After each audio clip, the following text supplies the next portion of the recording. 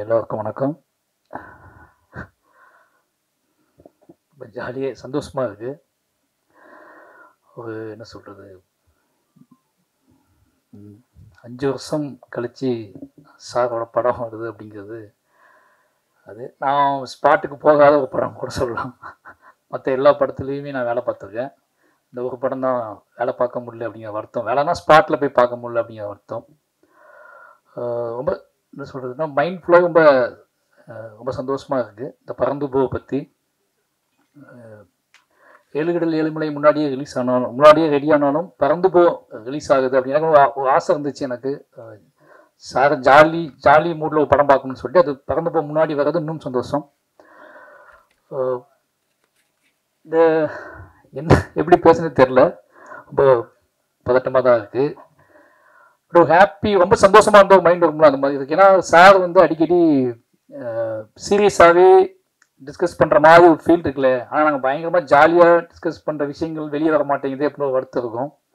ஏன்னா எனக்கு அதிகமாக காமிச்ச படம் காமெடி படங்கள் தான் கண்டிப்பாக ஒன்றா சேர்ந்து பார்ப்போம். அதிகமாக பார்த்த படங்கள் காமெடி. அது மிட் நைட்டு ஆகிட்டுனாலே அந்த சிடிஎஃப்லாம் உள்ள லாக் பண்ணி எடுத்து சொல்லுவார். எடுத்து வச்சோம்னா ஃபுல்லாக காமெடி படமாக தான் இருக்கும். மைக்கேல் மேலே காமராஜா, அது ஒரு கிட்டத்தட்ட 100 தூரம் பார்த்துருப்போம் நினைக்கிற படத்தை. மைக்கேல் மேலே காமராஜா, பஞ்சதந்திரம். ஒரு நாள் அது எந்த அளவுக்கு இருக்கும்னா ஞாபகம் வச்சு அந்த படத்தெல்லாம் கேட்டுட்டே இருப்போம். அந்த படத்தை எடு. நானே நிறைய பேர் காமெடி படங்களை பார்க்க ஆரம்பிச்சிட்டேன். என்னையவே கலவாணி வந்தப்போ இந்த மாதிரி தான் நீ படம் பண்ணணும். ஏன்னா விழுந்து சிரிச்சாங்க அந்த படத்துக்கு, கலவாணி படத்துக்கு. டே இப்படி படம் பண்ணிடுவாடா, எப்படி போகிற ஆடியன்ஸ் எப்படி என்ஜாய் பண்ணுறாங்க இப்போ அப்படின்னு சொல்லிட்டு அவருக்கு அந்த மாதிரி ஒரு ஆசை பயங்கரமாக.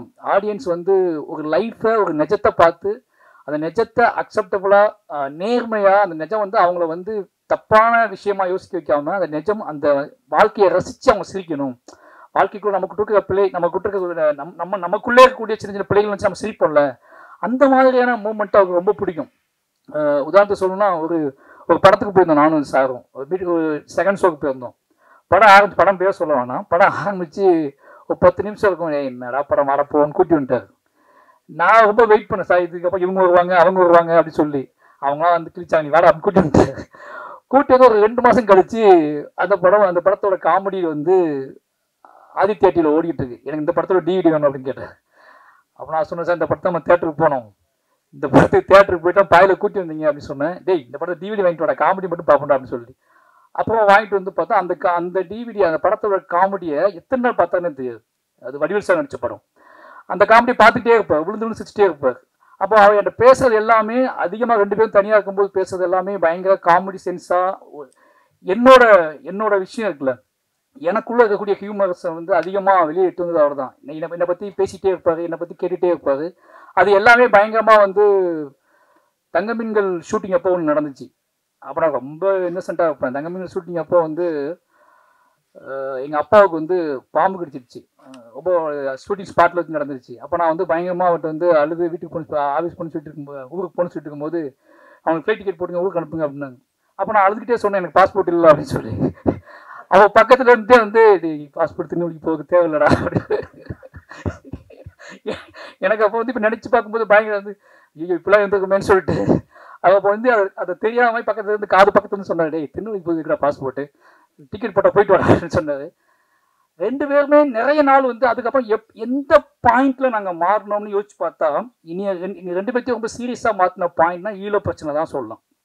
ஈழ இஷ்யூஸ் நடக்க ஆரம்பிச்சதுக்கப்புறம் தான் அந்த இரவுகள் தான் அரசியல் அதிகமாக. அதுக்கு முன்னாடி வரைக்கும் என்கிட்ட இன்னசென்ட் கிராமத்தோட வாழ்க்கை, கிராமத்தில் நான் பண்ணுற சேட்டைகள், நீ என்னெல்லாம் பண்ணியிருக்கேன்னு சொல்லி 2 பேரும் அதை பற்றியே பேசி இப்படி ஒரு வாழ்க்கையை நான் வாழலடா, இந்த வாழ்க்கையில் இவ்வளோ சந்தோஷம் இருக்கா, ஜாலி இருக்கான்னு சொல்லி பேசிகிட்டு இருக்கும்போது 2009 சினிமாவே வேண்டாண்டா அப்படிங்கிற அவரோட அந்த ஈழத்தோட பாதிப்பு உச்சம் அவரை வேற ஒரு பக்கம் திருப்பிச்சு. சினிமாவை தாண்டி இது இந்த இனம் இந்த மொத்த இஷ்யூஸாக ரொம்ப டிஸ்டர்ப் பண்ண ஆரம்பிச்சிச்சு. அப்போ தான் முதலாக 2 பேரும் அவர் மனசை விட்டு அரசியல் பேச ஆரம்பிக்கிறார். அப்போ அவர் இவ்வளோ காத்திரமான அரசியல் பேசுறதுன்னா அப்போ தான் ஃபர்ஸ்ட் டைம் பார்க்குறேன். அந்த இரவுகள் தான் டோட்டலாக என்னோட சினிமா கேரியரே மாற்றுது. அந்த 2009 அவர் பேசுறதுக்கப்புறம் டோட்டலாக அரசியலாகவே 2 பேரும் பேசி சந்திக்கிற ஆட்கள், பேசுகிற ஆட்கள், சினிமா கூட வேணாண்டா ஏதாவது பண்ணி ஆகுண்டா அப்படின்னு சொல்லிட்டு விடிய பேசிகிட்டே இருப்போம். அப்படி தான் அரசியல் வந்துச்சு. அந்த அரசியல் பாயிண்ட் ஆஃப் வியூவில் நான் கதைகள் சொல்ல ஆரம்பித்தேன். அந்த கதையில் கேட்டுட்டு அவர் இன்னும் அப்போ இதெல்லாம் பண்ணுமாடா, இதை பண்ணுடான்னு சொல்லி என்னை ட்ராக் மாற்றி விட்டது இந்த விஷயத்தினால தான். இல்லைன்னா நான் கண்டிப்பாக ஒரு வில்லேஜ் ஹியூமரான களவாணி மாதிரியான வில்லேஜ் ஹியூமரான படங்கள் நிச்சயமாக அவர் விரும்பக்கூடிய ஸ்டைலில், அவரை நம்பக்கூடிய, இல்லை அவரை சிரிக்க வைக்கக்கூடிய ஸ்டைலில் படங்கள் பண்ணியிருப்பேன். ஏன்னா அவருக்கு வந்து என் படத்தில் சிரிப்பு போய் நான் படத்தை பார்த்து சிரிக்குன்னு நினைக்க வேண்டாம் அப்படிம்பாரு. அதுக்கப்புறம் என்ன நினச்சிக்குவாருன்னா, வாழை தான் ரொம்ப சிரிச்சு பார்த்தாரு. நான் நீ நினச்சி பயங்கரமாக சிரிச்சு பார்க்க வேண்டாம், சிரிக்கிறது ரொம்ப பிடிக்கும், சிரிச்சுக்கிட்டே இருக்கணும்னு நினைப்பார். இப்போ என்னன்னா என் பையனை பற்றி பேசி பேசி பயங்கரமாக அவன் என்ன பண்ணான், வீக்லி ஒரு டைம் ஃபோன் பண்ணி அவன் என்ன பண்ணான், அவனை அனுப்பிவிடு, அவனை அனுப்பிவிடுன்னு சொல்லிட்டே இருப்பாரு. எனக்கு ரொம்ப ஆசை. சார் மையனை பற்றி நிறைய கதைகள் சொல்லுவார். நம்ம எப்போ இவட்ட இந்த பில்டப் பண்ணி இந்த கதையெல்லாம் சொல்கிறது, ஒரு அப்பாவாயிட்டோம், நம்ம அப்பாவாயிட்டோம் அப்படிங்கனால நம்ம எப்போ இந்த மாதிரி கதையெல்லாம் சொல்கிறது அவர்கிட்ட, இவன் இப்படி பண்ணா சார் அப்படி பண்ணா சார். எனக்கு அந்த மாதிரி ஆசைனா லைஃப்ல ப்ரைடா கதை சொல்லவே இல்லை. நம்ம ப்ரைடுனா நாம பையன் தான் நம்மளோட ப்ரைடு நினைப்போம்ல. என்னடா லைஃப்ல ப்ரைடா கதை சொல்லவே இல்லையா, பையன் இப்படி பண்ணா அப்படி பண்ணான்னு சொன்னா அது பயங்கர சந்தோஷமா இருக்கும்ல அப்படின்னு வெயிட் பண்ணிட்டே இருந்தேன். இப்போ வந்து சாரை வச்சு தான் நீ ஓட்டுறான், ஆல் அப்பாஸ் லையர்னு சொல்லி இந்த வார்த்தையை எடுத்துக்கிட்டான். இது எப்போ எடுத்தாலும் அதை கூப்பிட்டு கேட்டே இருப்பான். சார் லைஃப்ல நடந்த மாதிரி, சார் சொல்ற கதைகள் மாதிரி நமக்குலாம் எப்போ நடக்குமா, அதுக்கு வாய்ப்பு இருக்கா அப்படின்னு யோசிச்சுட்டு இருக்கும்போது இப்போ சமீபத்தில் சார் ஃபோன் அடிச்சுட்டே ஜப்பான் போயிருந்தேன். அப்போ அடிக்கடி ஃபோன் அடிச்சுட்டே இப்போ ஜப்பானில் எங்கே போனேன், எதை பார்த்தேன், மிஸ்கின் நம்ம அக்காக்கு வருஷம் கல்லறைக்கு போ அப்படிலாம் சொல்லிட்டு இருந்தாரு.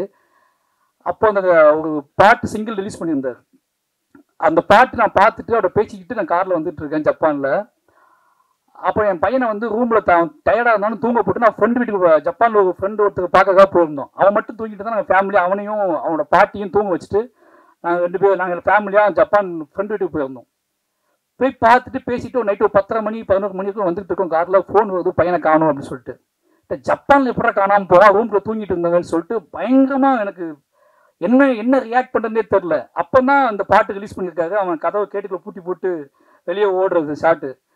அதை பார்த்துட்டு தான் பேசிட்டு வந்துருக்கோம் காரில். பையனை காணும் ஜப்பானில், அவங்க அம்மா அப்பா அவங்க பாட்டி ஃபோன் பண்ணி பயங்கரமாக அழுறாங்க, பையனை காணும் அப்படின்ட்டு. ஜப்பானில் குட்டி குட்டியாக ரூம்லாம் என்னென்னு கத்துனா பயந்துருவாங்கன்னு சொல்லிட்டு நான் வந்து பயங்கரமாக ஏதோ ஆக்கிய டோட்டலாக ஏதோ நடக்க போகுது. ஏன்னா எனக்கு வந்து அந்த ஹோட்டலோட காரிடார், அந்த லிஃப்ட்டு, ஏன்னா அவன் என்னென்ன பண்ணுவான்னு எனக்கு தெரியும். இப்போ ஒன்று ஓப்பன் பண்ணிடுவான், பட் அது உள்ளே போய் திருப்பி அங்கேருந்து வெளியே வர தெரியாது, லிஃப்ட்டில் லாக் ஆகிருப்பானா அப்படிங்கிற எல்லா பயமும் வந்துட்டு போகுது. வாழ்க்கையில் ரொம்ப நாள் கழித்து ஒரு பெரிய துன்பத்துக்கு தயாராக போகிறோம் அப்படிங்கிற பயத்தில் நான் வேகமாக அங்கேருந்து ஓடி வரேன், ஜப்பான் ஹோட்டலுக்கு ஓடி வரேன். வந்தால் ரிசப்ஷனில் 2 ஜப்பான் ஆண்டிகள் மட்டும் உட்காந்து வந்து சிரிச்சு பேசிக்கிட்டு இருந்தான். ஒரு 3-3.5 வயசு தான் ஆகுது. நான் ஓடி வந்து அவனை தூக்கிட்டு அப்போ என்னடா அப்படின்னு கேட்டால் கண்ணு மட்டும் கலங்கி இருந்துச்சு அவனுக்கு. நீ எங்கே போனேன் அப்படின்னு கேட்டான். நான் ஃப்ரெண்டு வீட்டு போனேன், தூங்கிட்டு தானே இருந்தேன் அப்படின்னு கேட்டேன். அப்போ அவங்க பாட்டி வந்தாங்க, பயங்கரமாக அழுதாங்க. அப்போ தான் இந்த மாதிரியான வேர்ல்டு அந்த ஆட்டிடியூட் நான் ஃபஸ்ட் டைம் பார்க்கேன். என் லைஃப்பில் இப்படி கிடையாது. எங்கள் அப்பா கூட நான் இருந்ததே இல்லை. நான் வேலைக்கு போனேன், எங்கள் அப்பா நான் வேலைக்கு போகிற டைம், சின்ன வயசில் வேலைக்கு போகிற டைம் எங்கள் அப்பா வீட்டில் இருப்பார், எங்கள் அப்பா வேலைக்கு போயிடுவார். அப்பாவும் பையனும் பிரிந்து வேலை பார்த்த வாழ்க்கை என் வாழ்க்கை. சின்ன வயசுல நான் வேலைக்கு போயிட்டேன். அப்போ எனக்கு அந்த அப்பாவோட இன்டராக்ட் பண்ணுறது, அப்பாவை தேடுறது அப்படிங்கிறது எனக்கு இல்லவே இல்லை. அவங்க அப்பா வேலைக்கு போய்ப்பான்னு எனக்கு தெரியும். ஆனால் அப்போ தான் அவன் சொல்ல, நீ எங்கே போனேன்ட்ட கேட்டான். ஃபஸ்ட் டைமாக என்னை பார்த்து கேட்குறான், நீ எங்கே போனேன் அப்படின்னு கேட்குறான். நாங்கள் ஃப்ரெண்டு வீட்டுக்கு போயிருந்தேன்னு சொன்னேன். என்ன நடந்துச்சுன்னு கேட்டேன். இவன் எந்திரிச்சிருக்கான், என்னை காணும். அவங்க பாட்டி ஒரு ரூம் போட்டிருந்தோம், நான் தனி ரூமில் இருந்தேன். சரி அப்பா ரூமில் இருப்பாங்கன்னு சொல்லிட்டு அவன் என்ன பண்ணியிருக்கான், கதவை பாட்டிக்கு தெரியாமல் ஷூலாம் மாட்டி, பேம்பஸ்லாம் போட்டிருந்தான், பேம்பஸ்லாம் கழட்டிட்டு பேண்ட் ஷர்ட் பாட்டி ஷூ மாட்டி வெளியே டோர் லாக் பண்ணிட்டு என் ரூம் போயிருக்கான். அந்த காரிடார்லேயும் நடந்து போயிருக்கான். என் ரூமும் ஓப்பன் பண்ணி பார்த்துருக்கான், அங்கே லாக் ஆகிருக்கு. திருப்பி இங்கேருந்து ஓப்பன் பண்ணி இது க்ளோஸ்டாக இருக்குது. அவனுக்கு உள்ளே போக முடியல. அந்த காரிடார்லேயே அலைஞ்சிட்டு இருந்திருக்கான். பக்கத்துக்கு யோசிச்சு பார்த்துருக்கான், தட்டி பார்த்துருக்கான். அவங்க தூங்கிட்டு இருந்திருக்காங்க. எல்லா ரூமையும் தட்ட ஆரம்பிச்சிட்டான். போய் எல்லா ரூமையும் தட்டியிருக்கான். ஏதோ ரூம்லேருந்து 2 பேர் வெளியே வந்திருக்காங்க. அவங்ககிட்ட வந்து எழுதி கொடுத்துருக்கான், மாரி செல்வராஜ்னு எழுதி கொடுத்துருக்கான். டேரக்டர் மாரி செல்வராஜ்னு எழுதி கொடுத்துருக்கான். எனக்கு பயங்கர ஆச்சரியமா இருந்துச்சு. அவங்க சொல்கிறாங்க, அந்த 2 லேடிஸ் சொல்கிறாங்க, டைரக்டர் மாரி செல்வராஜ்னு எழுதி கொடுத்தான் அப்படின்னு சொல்லி அவங்க கீழே போய் கொடுத்தோம், நீங்கள் வந்து கீழே சொன்னாங்க அப்படின்னு சொல்லி நீங்கள் இங்கே உட்கார வச்சிட்டோம் அப்படின்னு சொல்லி. எனக்கு அவ்வளோ நேரம் பயமாக இருந்த பயம் வந்து அவனை வந்து இந்த எக்ஸ்போசரில் இருக்கேன் அப்படிங்கும்போது சார் ஃபஸ்ட் டைமாக நான் வந்து அதை பயங்கரமாக ப்ரைட் பண்ணேன். சார்ட்ட உடனே ஃபோன் பண்ணி இந்த மாதிரி பண்ணிட்டான் அப்படின்னு சொன்னேன். அவர் சிரிச்சு உருண்டு கிடந்தார். இதுக்கப்புறம் நீ வந்து உன்னோட சினிமா மாறும், உன்னோட மொழி மாறும், சமூகத்தின் மீது உனக்கு இருக்கக்கூடிய ஒரு நம்பிக்கை பிறக்கும். நீ வந்து உனக்குள்ள இது வரைக்கும் இருந்து கூட்ட இந்த விஷயம் எல்லாத்தையுமே அவன் சேஞ்ச் பண்ணுவான், அந்த பார்வையை சேஞ்ச் பண்ணுவான், பெரிய நம்பிக்கையை கொடுப்பான்ட்டு ரொம்ப நேரம் பேசிட்டு இருந்தாரு. மறுநாள் காலையில் நாங்கள் வெளியே அவுட்டிங் கிளம்புறோம். நானும் அவன் தனியாக நின்றுட்டு இருக்கேன். அவன் கையை சிக்கன் பிடிச்சிட்டு இருக்கேன், எங்கேயாவது போயிடுவானு சிக்கன் நின்றுட்டு இருக்கேன். அந்த 2 ஜப்பான் ஆண்டியன் தள்ளி நடந்து போயிட்டு இருக்காங்க. அப்பா என் ஃப்ரெண்ட்ஸ் போகிறாங்க அப்படின்னு சொல்கிறான். அவங்கள கூப்பிட்டு அதுக்கப்புறம் ஒன்றா வச்சு 4 பேர் ஒன்றா ஃபோட்டோ எடுத்துக்கிட்டோம். அப்போ தான் எனக்கு புரிஞ்சிச்சு, அப்பா நம்ம இந்த லைஃப் நம்ம வாழலை அப்படின்னு சொல்லிட்டு. இப்போ இந்த படம் பார்க்கும்போது எனக்கு அப்படி தான் தோணுது. சார் பிறந்து படம் பார்த்துட்டாரு, கதை சொல்லும் போது எல்லாமே எனக்கு வந்து என்ன தோணுச்சுன்னா, மயன் ஞாபகத்துக்கு வந்துட்டே இருந்தேன். சாரோட பையன், இது சாரோட பையன் கதையாக நான் எடுத்துக்கிறதா இல்லை சார் என்னெல்லாம் பண்ணியிருப்பான்னு யோசிப்பேன்ல. ஏன்னா சார் அப்பா என்கிட்ட ரொம்ப பேசுவார்.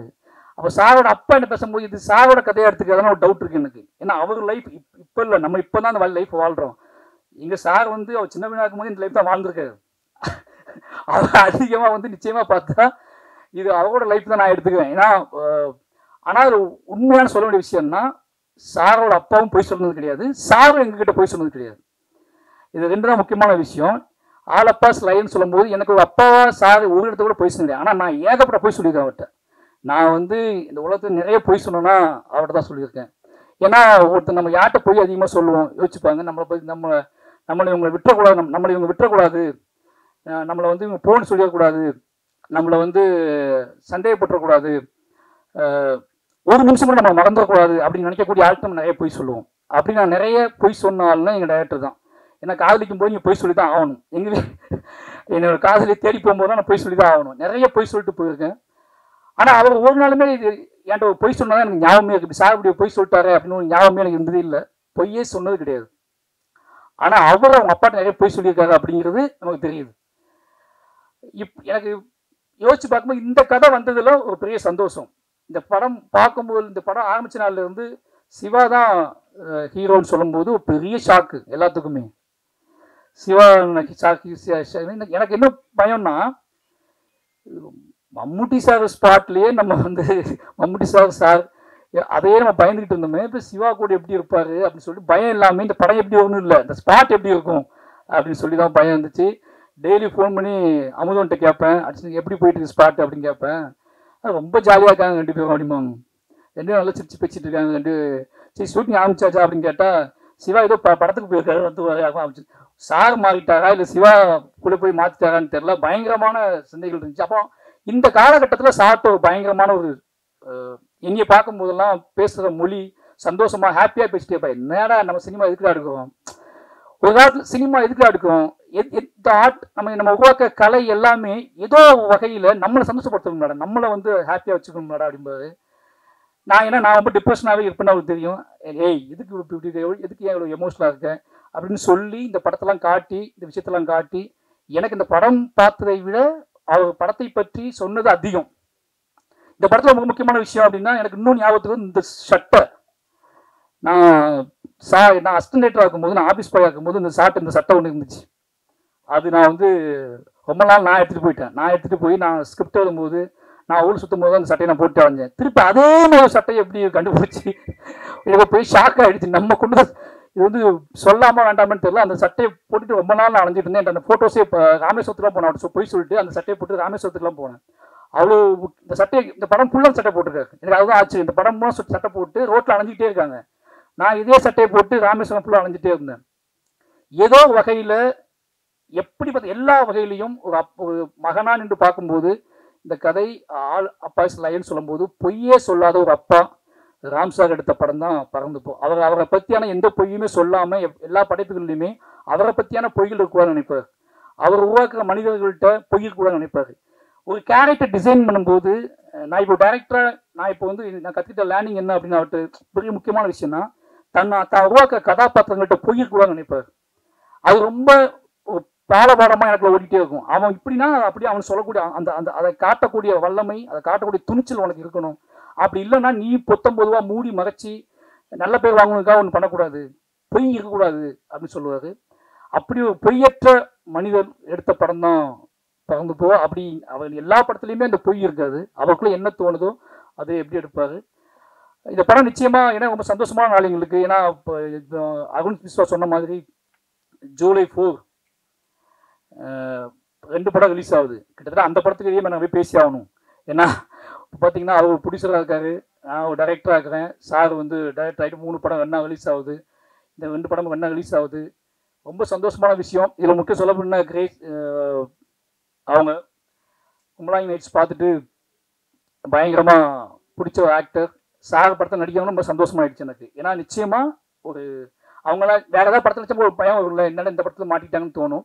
பட் சார் படத்தில் அவங்க நடிக்கிறாங்க சந்தோஷம். இந்த பையன் எனக்கு வந்து நிறைய நேரத்தில் அவன் வந்து மையனை ஞாபகப்படுத்தினான். ஏன்னா அப்படியே அவன் வந்து தான் பையனை பார்த்ததை, அவனோட ஆட்டிடியூட்டை, அவனுக்குள்ள அவன் ஒரு விஷயத்தை எவ்வளோ சவுண்டாக கேட்பான், ஒரு விஷயத்தை எவ்வளவு நாசுக்காக கேட்பான், எப்படி லாக் பண்ணுவான், எல்லாத்தையும் தெரிஞ்சுக்கிட்டு பண்ண மாதிரி, எல்லாத்தையும் பார்த்து பார்த்து இவனை உருவாக்குற மாதிரி இருந்துச்சு.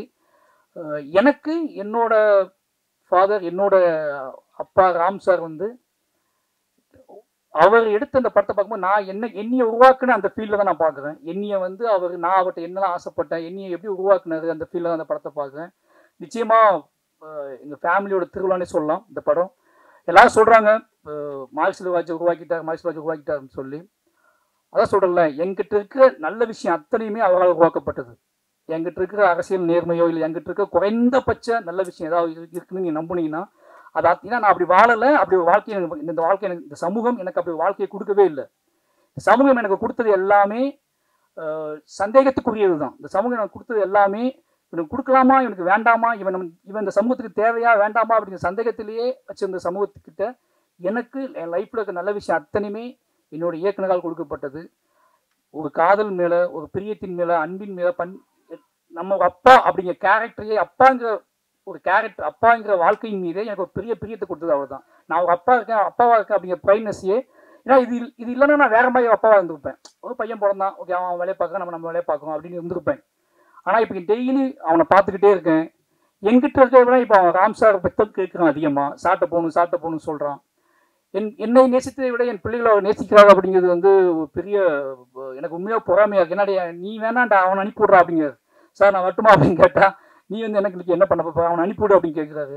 அவன் போகிறான். அவன் போயிட்டு அவன் இப்போ ஐஸ்கிரீம் வேணும் எப்படி கேட்குறான். அவன் ஐஸ்கிரீம் வேணும்னு கேட்க மாட்டேன்றான். ராம் சார் ஆஃபீஸ்க்கு போகணும் அப்படின்னு கேட்குறான். ஏன்னா அங்கே போனால் அவன் வாங்கி கொடுப்பான்னு அவனுக்கு தெரியும். அவன் அப்படி ஆகிட்டான் எல்லாத்துக்குலையுமே. எனக்கு என்ன அப்படின்னா ரொம்ப சந்தோஷமாக இருக்குது. எனக்கு என்னென்னா மைண்ட் என்ன தோணுதுன்னா, அவன் அப்படியே வளரணும். அந்த ஷேடோவிலே அவன் சார்கிட்ட டேரக்ட் ஏன்னா என்னையால் அவ்வளோ அறிவை, அவ்வளோ நாலேஜை புகட்ட முடியுமான்னு தெரியாது. ஏன்னா நான் ஏதோ வழியில் என்னை அறியாமலே சமூகத்தின் மீது பயத்தை தான் அவனுக்கு புகட்டுறேன். சமூகத்தின் மீது பயத்தையும் அவநம்பிக்கையும் தான் ஏதோ வகையில் நான் அவன்கிட்ட இனி அறியாமலே இப்படி பண்ணக்கூடாதுன்னு சொல்கிறேன். இப்படி பண்ணுறா நீ அப்படின்னு சொல்கிற துணிச்சல் வந்து என்கிட்ட இல்லவே இல்லை. அதை நான் நிறைய இடத்துல வளர்ந்துருக்கேன். என் பிள்ளைங்கிட்ட நான் வளர்ந்துருக்கேன். விடு அவன் பார்த்துக்குவான் அப்படின்னு சொன்னதே கிடையாது நான். ஏன் அவன் அப்படி பண்ணுறான், இது நாளைக்கு தப்பாக நினச்சிக்குவாங்க, ஏதாவது தப்பாக நினச்சிக்குவாங்க அப்படின்னு சொல்லிட்டே இருப்பேன் நான். ஆனால் அவங்க டேய் நீ பண்ணுற, நீ குதிட்டா, நீ ஆடுறா, நீ ஓடுறா, அவனை விடுறா அப்படின்னு சொல்லக்கூடிய எனக்கு சொன்னார்ல, அதே மாதிரி அவனுக்கு சொல்லி வளர்த்துக்கிட்டு இருக்காரு. அவனோட ஏன்னா அவரே பேர் வச்சு 2 பேர்த்தையும் அவரோட பார்வையில் வளர்க்குறாரு. நிச்சயமாக எனக்கு அந்த சந்தோஷம் ஒரு முக்கியமான சந்தோஷம். பறந்து போ 5 வருஷத்துக்கு அப்புறம் எல்லாரும் இந்த படம் பார்க்கும்போது நம்ம எவ்வளோ எனக்கு என்னன்னா, நிறைய பேர் பார்க்கும்போது உங்கள் சார் படம் பார்த்தேன்னு யாருன்னு சொல்ல மாட்டாங்க. என்கிட்ட எல்லாருமே சாரை பார்த்தேன்னு சொல்லுவாங்க. இந்த 6 வருஷத்தில் ராம் சாரை பார்த்தேன் அப்படின்னு என்கிட்ட ஒரு பெரிய சேஞ்சோட சொல்லுவாங்க. உங்கள் சார் பார்த்தீங்கன்னா எனக்கு பெரிய பொறாமை, பெரிய பெருமை என்ன அப்படின்னா, நிறைய டைரக்டர்ஸ் என்கிட்ட வந்து ஹிட்டு கொடுத்த டைரக்டர்ஸ் நிறைய பேர் சொல்லுவாங்கன்ட்டு, தயவாது இந்த கதையை உங்கள் சார் தான் மாற்றி விட்டாரு, இந்த பாயிண்ட் அவர் தான் மாற்றி விட்டாரு, இந்த விஷயத்தை அவர் தான் மாற்றி விட்டாரு. அவர் மீட் பண்ண போகும்போது கதை சொன்னேன். அப்போ இதுதான் எனக்கு பயங்கர 5 வருஷம் படம் பண்ணாமல் இருந்தது, ரிலீஸ் ஆகாமல் இருந்ததை விட எவ்ரி டைரக்டர்ஸ் எல்லாருமே வந்து நீ பார்க்கும்போதெல்லாம் உங்கள் டைரக்டரை மீட் பண்ணேன், கொஞ்சம் ஓப்பன் ஆகிடுச்சு, கொஞ்சம் ஃபோக்கஸ் ஆகிடுச்சு அப்படி சொல்லும்போது அது ஏதோ வகையில் அவர் வந்து பயங்கரமாக வெளியே போய்கிட்டே இருக்காரு, எல்லாத்தையும் கடந்து போய்கிட்டே இருக்காருன்னு சொல்கிறதுக்கு இல்லை. இப்போ வரைக்கும் அந்த படம் வந்து அவர் 5 வருஷம் கழிச்சு வந்தால் கூட இப்போ வரைக்கும் ராம் அப்படிங்கிற ஒரு ஆளுமையின் மீது ஒரு பெரிய நம்பிக்கையும் மரியாதையும் எதிர்பார்ப்பையும் வச்சிருக்க இந்த தமிழ் சமூகத்துக்கு என்னோட இயக்குநர்கள், உதவி இயக்குநர்கள் சார்பாக நன்றி சொல்லிக்கிறேன். ஏன்னா எல்லாருமே உங்கள் சார் படம் எப்போங்க வரும், உங்கள் சார் படம் எப்போங்க கேட்டே இருப்பாங்க. எங்கள் குடும்பத்தின் சார்பாக உங்கள் அத்தனை பேருக்கும் நன்றியை தெரிவிச்சுக்கிறேன். வந்திருந்த அத்தனை பேருக்குமே ரொம்ப நன்றி. இதில் ஒர்க் பண்ணவங்க எனக்கு நிறைய வந்து நான் ரொம்ப எமோஷனலாக டக்குன்னு சாரை பற்றியே பேசுனதுனால இதில் ஒர்க் பண்ணவங்க எல்லாருமே இண்டிவிஜுவலாக எனக்கு தெரியும். எங்கள் அத்தனை பேருமே வந்து சந்தோஷ் வந்து மாமன்னில் ஒர்க் பண்ணும்போதே நான் வந்து அவங்களோட பழக்கம் ரொம்ப என்னது ரஹ்மான் சாரோட மைண்டில் என்ன ஓடிட்டுருக்கு அப்படின்னா நைஸாவோட பேச்சு தான் தெரிஞ்சுக்குவேன். ரொம்ப என் மேலே பெரிய நம்பிக்கையை வச்சுக்கிறோம், மரியாதை வச்சுக்கக்கூடிய ஒரு மியூசிக் ஆகிட்டார். சார் படத்தில் ஓப்பன் ஆகிட்டார் அப்படிங்கிற ரொம்ப சந்தோஷம். இப்படி ஒவ்வொருத்தருமே இந்த படத்தில் அவங்களோட உழைப்பை பெருசாக போட்டுருக்காங்க. சிவா சார் நிறைய பேசணும், அதில் மேடைகள் நிறைய இருக்குது. சாரை சந்தோஷமாக பார்த்துக்கிட்டார் சிவா சார். ஏன்னா சார் எப்படி சார் ஸ்பாட் போச்சு அப்படின்னா, ஒரு ஹீரோவை பற்றி சிரிச்சு சார் சொல்கிற ஃபர்ஸ்ட் படம் இதுதான். அதாவது என்னன்னா, அவர் மற்ற ஷூட்டிங் ஸ்பாட் கேட்கும்போது கொஞ்சம் அவர்கிட்ட ஒரு சின்ன ஒரு இது இருக்கும். ஆனால் இந்த ஷூட்டிங் ஸ்பாட்டை கேட்கும்போது அவர் அறியாமலேயே அது முகத்தில் ஒரு பெரிய புன்னகை வந்துகிட்டே இருக்கும். அந்த புன்னகைக்கு ஒரே காரணம் சிவா சார். Thank you sir. எல்லாத்துக்கும் நன்றி. அப்போ ஹாட் ஸ்டார், வாழை எனக்கு தெரியும், திருக்கத்தையும் குடும்ப கம்பெனி மாதிரி ஆகிட்டீங்க. வாழைக்கு அவங்க கூட சப்போர்ட் உங்களுக்கு தெரியும். ஏன்னா வாழை பறந்து போக மூலமாக தான் வாழை நடந்துச்சு. பறந்து போகாத எல்லாம் மீட் பண்ணி பேசிக்கிட்டே இருப்போம். அப்போ அந்த கேப்பில் வாழை ஆரம்பித்து வாழையை பண்ணிடலான்னு போயிட்டோம். ஏன்னா இப்போ வாழை வந்ததுக்கப்புறம் அது தேட்டருக்கெல்லாம் பறந்து போ அடுத்த படமா ஹாட் ஸ்டாரோட அடுத்த படமாவே பறந்து போ வர்றது அப்படிங்கிற ஒன்று இருக்குல்ல, அது ஏன்னா தொடர்ந்து ஹாட் ஸ்டாரோட பேசிகிட்டே இருக்கோம் நம்ம அப்படின்னு சொல்லி ஒரு சந்தோஷம். இந்த சாத்தியப்படுத்திய பிரதீப் சார், நரன் எல்லாத்துக்குமே ரொம்ப நன்றி. நிச்சயமாக இது ஒரு சினிமா என்ன சொல்கிறது, ஒரு சினிமா எப்படி இருக்கணும், ஒரு சினிமா வந்து ஏன் பார்க்கணும், ஒரு சினிமாக்குள்ளே இருந்துட்டு நம்ம வெளியே போகும்போது என்ன மாதிரி உணர்வோட போகணும். ஒரு இவ்வளோ வயசானதுக்கப்புறம் இவ்வளோ கிட்டத்தட்ட 50 வயசு ஆயிடுச்சு அவருக்கு. 50 வயசானதுக்கப்புறம் அவர் நினைக்கக்கூடிய இயங்கக்கூடிய விஷயம் என்னன்னு இருக்குல்ல, அவள் இயங்கக்கூடிய விஷயம் என்னன்னு இருக்குல்ல, எங்ககிட்ட என்ன இயங்குவாரோ அதுதான் மொத்த தமிழ் சமூகத்திலுமே அவன் இயங்குவார். அப்படியான படமாக பறந்து போயிருக்கும். பறந்து போய் நிச்சயமாக உங்களை சந்தோஷப்படுத்தும். வந்திருந்த எல்லாத்துக்கும் உங்கள் நன்றி. நிச்சயமாக அந்த படத்தை நீங்கள் வந்து பொதுமக்கள்கிட்ட கொண்டு போகணும். என்னையை எப்படி உங்களுக்கு நல்லா தெரியும், என்னையை நீங்கள் அதிகமாக கொண்டு போய் சேர்த்தது மீடியா தான். அதுக்கு ஒரே காரணம் ராம் சார். ராம் சார் என் மேலே காட்டுற பிரியத்தினால தான் நீங்கள் வந்து பொதுவாக என்னோட போர்ட்ரேட் அப்படிங்கிறது ராம் சார் எனக்கு காட்டுற பிரியம் தான். உங்களுக்கு தெரியும், எனக்கு நிறைய பேர் என் மேலே மரியாதைக்கு ஒரே காரணம் ராம் சார் மாதிரி ஒரு ஆளுமை. மாரி செல்வராஜ் இவ்வளோ நம்புறாரு, மாரி செல்வராஜுக்காக இவ்வளோ பிரியப்படுறாரு. இந்த போர்ட்ரேட் தான் வந்து என்னோட கதைகளை, என் கதைகள் மீது ஒரு நம்பிக்கைத்தன்மை ஏற்படுத்திச்சு. ஒருத்தர் இவ்வளோ ஜெனூனான, இவ்வளோ லிட்ரேச்சரான, இவ்வளோ உலக அரசியல், இவ்வளோ இலக்கியம் தெரிஞ்ச ஒருத்தர் மாரி செல்வராஜோட படைப்புகளை தாண்டி மாரி செல்வராஜ் நம்புறாரு, அவனை நேசிக்கிறாரு, அவனை கைக்குள்ளே வச்சுக்கிறாருன்னா இந்த போர்ட்ரேட் இருக்குல்ல, இந்த போர்ட்ரேட் தான் என்னோட அடுத்தடுத்த கதைகளை யோசிக்க வச்சுச்சு. அப்படியாப்பட்ட போர்ட்ரேட் கொடுத்தது மீடியா. அந்த மீடியா என்னையை கொண்டாடியது போலவே இந்த வாழையை கொண்டாடியது போலவே பறந்து போய் நிச்சயமாக கொண்டாடி மக்கள்கிட்ட கொண்டு போய் சேர்க்கும் நம்புகிறேன். நன்றி.